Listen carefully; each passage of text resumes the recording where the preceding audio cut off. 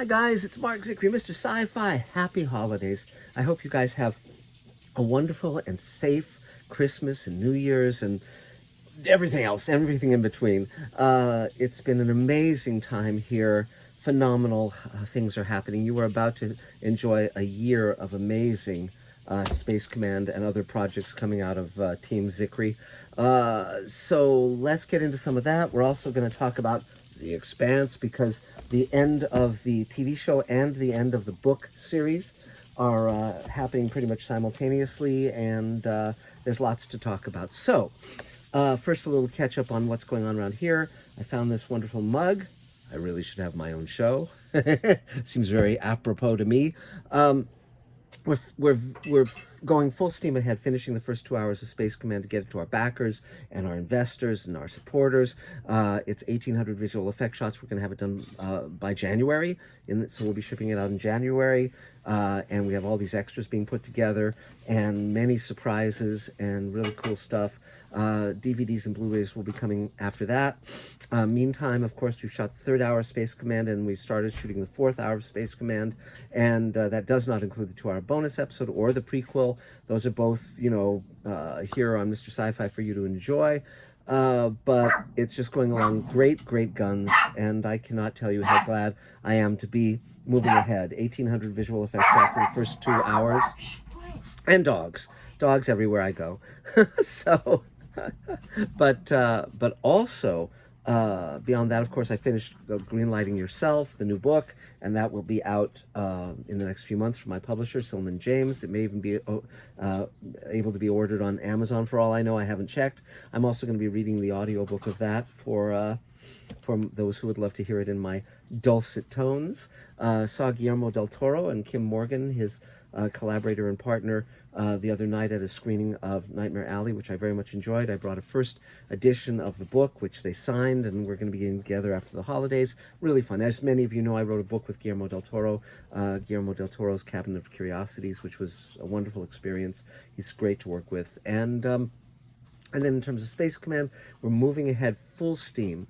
We're going to be shooting the hospital scene. We're going to be shooting the framing story. We're going to be shooting the alien ship, which we call the haunted house, because it has 2 8-foot-tall creatures and lots of creepy stuff happening. Tons and tons to come in January, February, March, and beyond. Our plan is to shoot the entire first season of Space Command this upcoming year.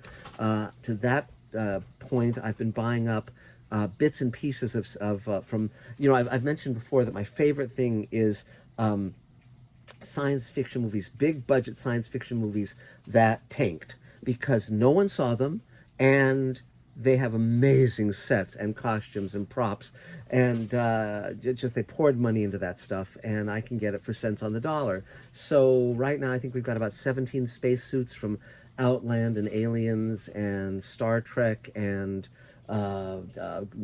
Gravity something, Gravity Fails or whatever it was called, and Space Command, of course, and Twilight Zone and Outer Limits and Red Planet. And I've just been buying, as you know, I bought a bunch of stuff from Cloverfield Paradox. Now we have stuff from Tim Burton's Planet of the Apes, this cool spaceship console. We have a spaceship console and cool throttle from the live-action Thunderbirds movie. I've just bought a whole bunch of stuff from Ender's Game, translights and doors and escape pods and stuff from Falling Skies, these alien eggs and things, and on and on. We use this to augment the sets we're building, the sets we've designed, so that we can get more bang for our buck. And we're getting a lot of bang for our buck, quite frankly. And beyond that, we're now meeting with Netflix and Amazon and locking down representation, meeting with agents and managers. So it just continues. It's phenomenal. But in the meantime, and by the way, subscribe, tell 3 of your friends to watch Mr. Sci-Fi. We're trying to ramp it up and get get more subscribers, hit the algorithms so that all the science fiction fans can see the wonderful stuff that we're putting out on Mr. Sci-Fi. So please, over the holidays, if you're going to give a gift, give Mr. Sci-Fi to your science fiction friends, and they will be extremely glad you did. But now let's talk for a moment about The Expanse. I'm currently creating a new show called Fugitive Space with Mark Fergus and Huck Ostby, the showrunners who brought The Expanse to television, developed it for TV. They also did Children of Men and Iron Man, the movie, the first Iron Man movie. phenomenally talented people. And it's fascinating, all the science fiction DNA and the fantasy DNA on The Expanse, because George R. Martin mentors writers in New Mexico, and one of his writers, who was also his assistant, teamed with another writer, and under the pen name of James S.A. Corey, they cooked up The Expanse, and it was space opera, and it's set in a near future that utilizes as best they can known physics, and it's really a cool series. I've read all of the books and novellas, and this is the 9th and final one, supposedly final. We'll see what happens, but it's really interesting because there's never been a case of a series of books and a TV series kind of going side by side, except for Game of Thrones. But of course, George R. Martin has not finished it, and Game of Thrones ended so badly. Really put the damper on things. But I've been watching The Expanse. The Expanse was initially, the TV show was hard to get into. It started a bit slow, and but it picked up steam, and it became a very good show. I very much liked season 5. Seasons 1, 2, and 3, and then 4 for me was a weaker season, but then 5 and so far 6 are very, very good. It's interesting to follow, and then this goes 3 books beyond the show, and so they may do more that brings it up to speed. But for now, the TV series ends with book 6, and that's a good place to stop, because then the book series jumps a number of years, and the characters are significantly older, and so so if they want to film this in 20 or 30 years, they can. So, but in the meantime, let's talk about the TV series and then the book and how they differ. And I recommend all of it. Watch The Expanse. It's a wonderful show, and read the books. There's little fits and starts. I love David Strathairn in the show. I love the actress who plays Drummer. She's terrific. I love Amos. There's Naomi is great. As I've mentioned before, I think that Stephen Strait has one expression, and I think they've de-emphasized that character because of it. If you read the first novel, he had a much more dominant position, and he was much more varied as a character. And I think as they cast it in the TV show and saw what that character could and could not do, they lessened his role, increased the role of Vasarala, combined several characters into Drummer, basically to create some very, very strong female characters, and also add the character of Timothy, who's also known as Amos, is quite wonderful, and also the daughter of the villain from earlier. She's fascinating too, and I'm drawing a blank on her name right now, but it'll come to me shortly. But in terms of the TV series, there's the final season. Season 6 is just 6 episodes, which is very unusual and a shame. I wish it were 10, which seems to be the sort of the series number that now form a season on Netflix and Amazon and so forth. But the visual effects are terrific. For me, it spends too much time on Marco and his son, who's also Naomi's son, because they're fairly boring characters, because they're just villainous and do evil stuff, and maybe the son will turn and become a good guy, but he's got a long. I prefer spending time with admirable characters. It's just my particular thing, and I think that's what we should do generally, But still, the 6th season is strong. The writing is strong. The characters are great. The sets are great. The visual effects, everything is really strong. It's going to be a shame to say goodbye to these characters. There's only 4 more to go. I've watched the first 2 of season 6. They're releasing them once a week. The way TV works now, with over 500 scripted comedy and drama series, it's very difficult for a show to get an ongoing fan base. Very, very difficult. The Expanse deserves it,